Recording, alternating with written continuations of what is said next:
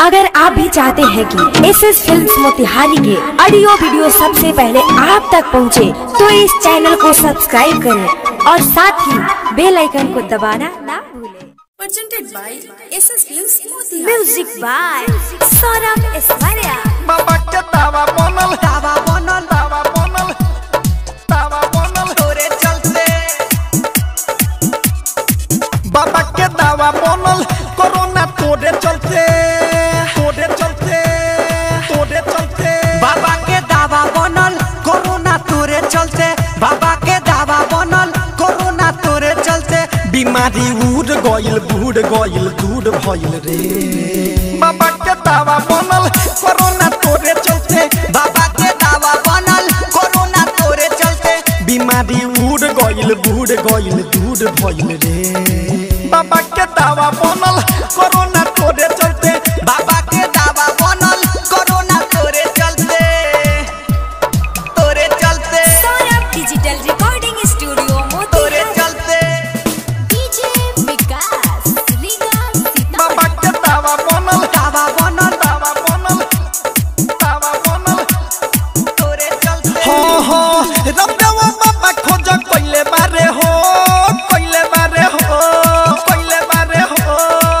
Time से खाएला बतैले बारे हो। बतैले बारे हो। बतैले बारे हो। बतैले बारे हो। बतैले बारे हो। रब्बवा बाबा खोज कइले बारे हो। टाइम से खाएला बतैले बारे हो।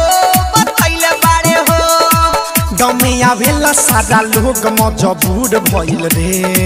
बाबा के दावा बनल कोरोना तोरे चलते। बाबा के दावा बनल कोरोना तोरे चलते।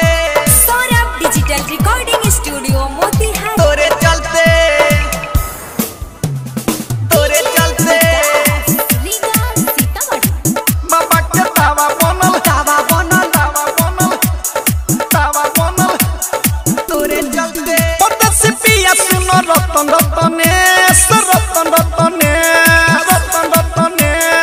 निर्मल जोगेश Saurabh hotel college. Hotel college.